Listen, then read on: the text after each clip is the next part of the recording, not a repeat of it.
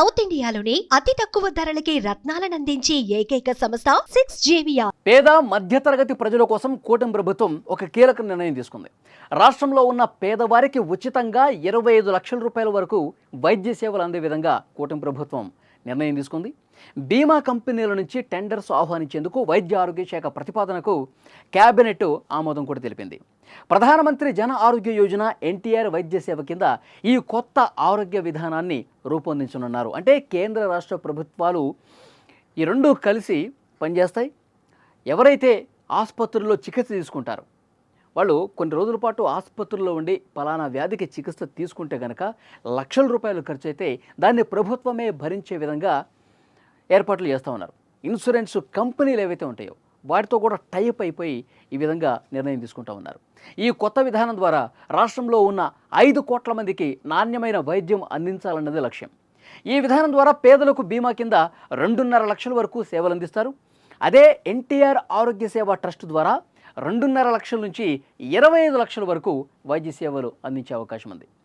దారిద్ర్య రేఖకు ఎగువన ఉన్న వాళ్ళకి 2.5 లక్షల వరకు వైద్య బీమా వర్తిస్తుందని ఏపీ ప్రభుత్వం తెలిపింది. ఇందులో వర్కింగ్ జర్నలిస్టులు కూడా అవకాశం కల్పిస్తూ ఉన్నారు. ఈ పథకం ఉద్యోగులు కాకుండా మిగతా వాళ్ళందరికీ వర్తిస్తుందని చెప్తున్నారు. 2.5 లక్షల బీమా కాకుండా మిగతాది బీమా కంపెనీలు ఫస్ట్ చెల్లిస్తాయన్నమాట. ఆ తర్వాత ప్రభుత్వం దాన్ని రీయింబర్స్ చేస్తుంది. ఈ కొత్త విధానంలో 3257 రకాల వైద్య సేవలు ఉంటాయి. మొత్తం 324 ప్రభుత్వ ఆసుపత్రులకు ఈ గుర్తింపు ఇస్తూ ఉన్నారు. అనారోగ్యానికి గురైన వారికి 6 గంటల్లోపు ఉచిత వైద్యానికి అవకాశం ఇస్తారు. 15 రోజుల్లోగా ఆ ఆసుపత్రులకు బిల్లులు చెల్లిస్తారు. ప్రతి పేషెంట్కి QR కోడ్ ఇచ్చి పర్యవేక్షిస్తారు. అయితే వీటికి ముందుగా ఎన్టీఆర్ ఆరోగ్య సేవ ట్రస్ట్ ద్వారా కంట్రోల్ రూమ్స్ ఏర్పాటు చేసి ఎలాంటి అక్రమాలు జరగకుండా చర్యలు తీసుకునే అవకాశం ఉంది. ఎందుకంటే వాళ్ళకి రోగం ఉన్నా లేకపోయినా, లేదంటే వాళ్ళు ఆసుపత్రిలో జాయిన్ అయినా కాకపోయినా, చికిత్స తీసుకోకపోయినా ఈ విధంగా ఫేక్ బిల్లులు పెట్టి డబ్బులు దండుకునేటువంటి గ్యాంగ్ కూడా కొంతమంది ఉంటుంది. సో అలాంటి అక్రమాలు చేసేవాళ్ళు కూడా ఉంటారు. దాన్ని పరిగణలోకి తీసుకొని ప్రభుత్వం ఒక QR కోడ్ పెడుతోంది. ఆసుపత్రుల్లో ప్రతిదానికి ఆ QR కోడ్ చేస్తే వాళ్ళు అసలు ఏ వ్యాధితో ఆసుపత్రికి వచ్చారు, ఎన్ని రోజుల పాటు ఉన్నారు, ఎలాంటి చికిత్స అందించారు, ఈ చికిత్సకు అయినటువంటి ఖర్చు ఎంత, ఇవన్నీ కూడా మొత్తం పేషెంట్ డీటెయిల్స్ వచ్చేస్తూ ఉంటాయి, టైమ్తో సహా, డేట్తో సహా. కాబట్టి ఇలాంటి ఒక పారదర్శకమైనటువంటి విధానం అందుబాటులోకి తీసుకురావాలని ప్రభుత్వం నిర్ణయించింది. దాంట్లో భాగంగానే కొన్ని బీమా కంపెనీలతో కూడా టైప్ అయిపోయి ఎన్టీఆర్ వైద్య సేవ ద్వారా ఈ సేవలు అందించడానికి రంగం సిద్ధమైపోయింది. కొత్తగా కొన్ని వైద్య కళాశాలల ఏర్పాటు కూడా నిన్న ఏపీ క్యాబినెట్లో ఈ కీలక నిర్ణయం తీసుకున్నారు. సో డెఫినెట్గా చాలా మంచి పథకం.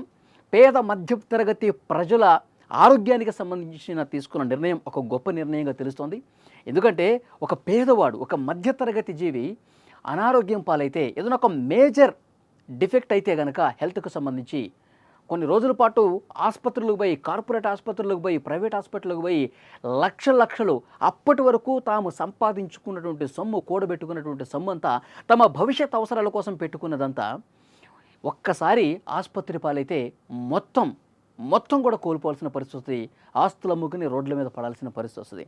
సో పేదవాళ్ళు ఆ విధంగా ఎఫెక్ట్ కాకుండా ఉండటం కోసం మధ్యతరగతి ప్రజలు వాళ్ళు చాలా దారుణంగా డబ్బులు ఖర్చు అయిపోయి రోడ్ల మీద పడకుండా ఉండాలంటే ప్రభుత్వం ఈ సాయం చేయాల్సినటువంటి అవసరం ఉంది. అందుకే ప్రస్తుత కూటమి ప్రభుత్వం విద్య మీద, వైద్యం మీద ఎక్కువగా ఖర్చు పెడుతుంది. దానికి కారణం విద్యా వైద్యలో ఒక సమూలమైనటువంటి మార్పులు తీసుకురావాలి, పేద మధ్యతరగతి ప్రజలకు ఉపయోగకరమైన, ప్రయోజనకరమైనటువంటి నిర్ణయాలు తీసుకోవాలని చెప్పి ప్రభుత్వం భావించింది. కాబట్టి ఇలాంటి గొప్ప నిర్ణయాలు తీసుకునే పరిస్థితి కనిపిస్తోంది. సో డెఫినెట్గా చాలా మంచి కార్యక్రమం.